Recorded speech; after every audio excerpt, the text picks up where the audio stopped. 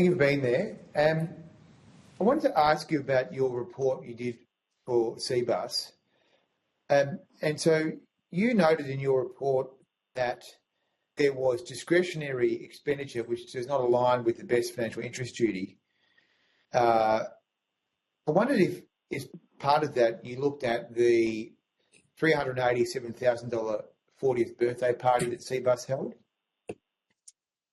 Senator, thank you. The expenditure that we reviewed was specified by APRA. There were 9 expenditures that were outlined in their scope to us. So our 9 items did not include the expenditure that you referred to, Senator. Okay, so you didn't look at that.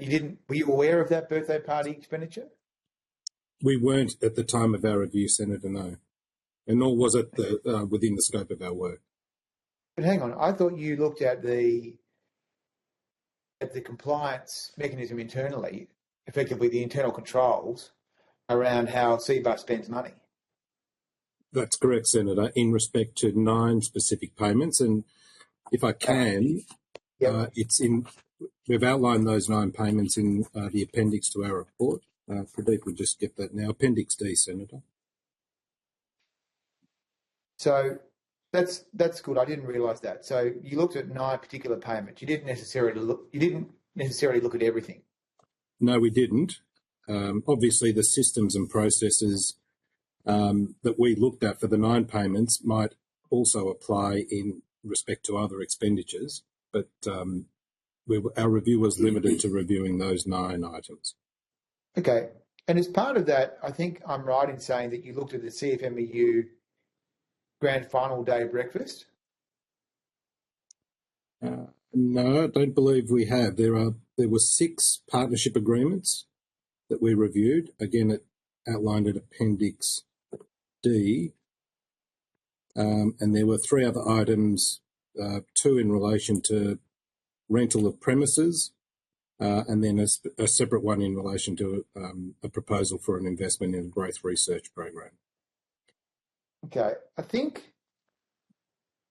it did look at the grand final breakfast.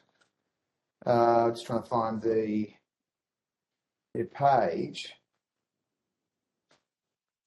So page 71 talks about the reservation of tables, 2 tables of 10 at the CFMEU grand final breakfast.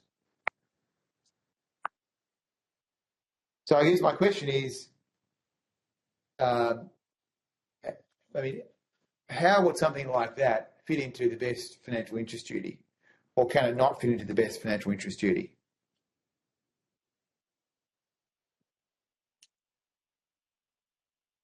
Well, Senator, perhaps we can answer the question in a more general sense that there may be a broad view by CBUS or superannuation funds that having a presence and an attendance at certain events enhances their profile, enhances their connection with the membership base, would be one response. But again, we didn't I don't recall specifically looking at that item. That's okay. It's a big report. So you said on page 62 that there are no metrics outlined in the partnership proposal as to how to assess member outcome. So effectively you're saying there that CBUS was spending money on partnership agreements with no way of measuring any benefit to the members. Is that right?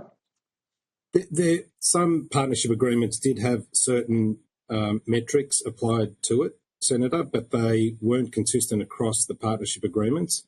And in some respects, we felt that the metrics could be further enhanced to be more micro, to be able to more definitively conclude that they were in members' interests. You said on page 73 that commentary from a CBUS coordinator completing a CFMEU assessment did not include evidence that the benefit under the partnership agreement and benefit schedule had been provided.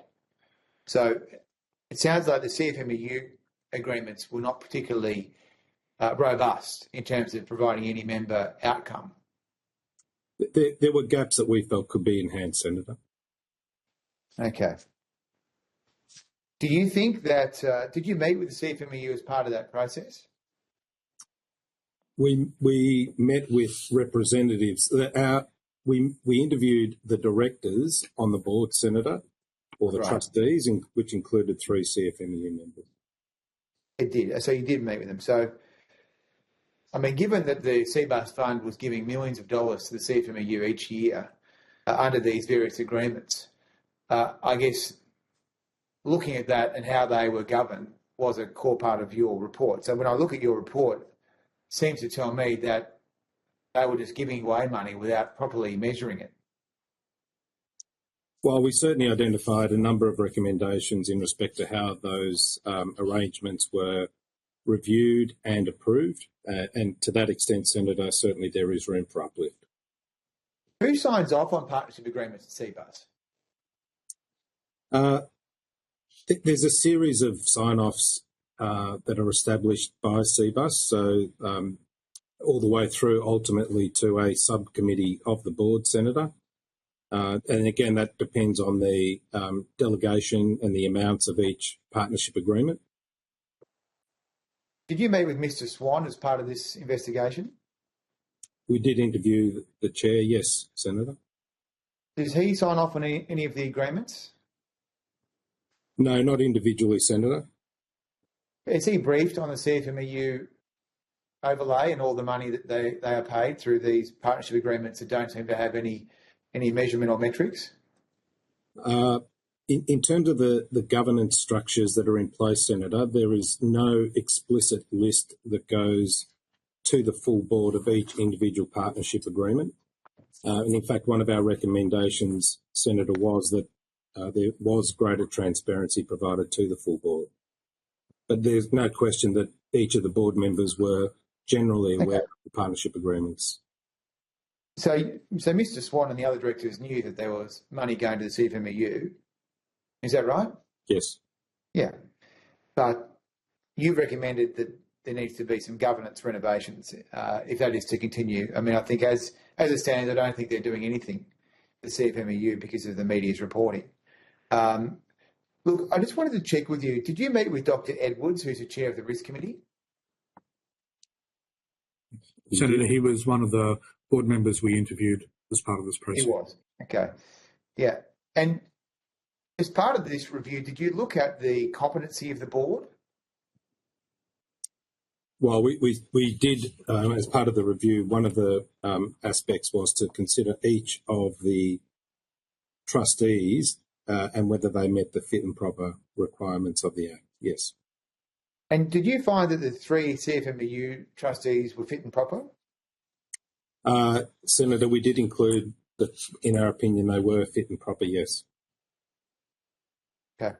And so what about the competency of the board to deal with these massive risk issues? Do you think they have the right personnel to be able to right the ship? Yeah, in our opinion, the skills across the 14 members were appropriate. And that's how we've concluded, Senator.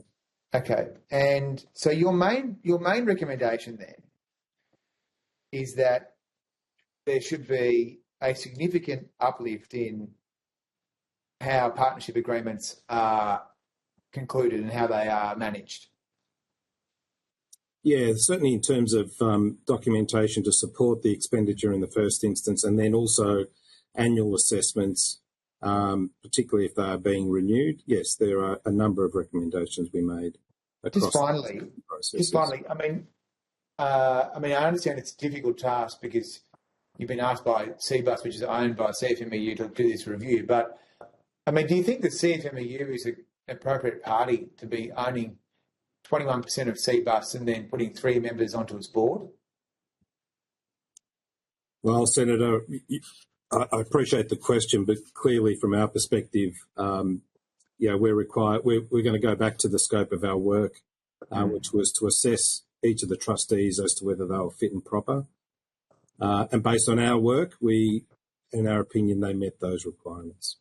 So it wasn't a full internal audit. It was a targeted control audit, effectively. Yes, that's correct. It wasn't a holistic governance review. That's right. Yeah, because if I used to be an internal auditor. If I was doing an internal audit, I would have come up and said, well, it's a massive risk to be in business with a criminal, corrupt organisation that is associating with bikies and other criminal overlords, and that wouldn't be an appropriate party to be owning a super fund, let alone putting 3 people onto its board. Senator, we note the allegations that are in place and the investigations underway. Our focus was on the 3 individuals that had been nominated by the administrator of CFMEU.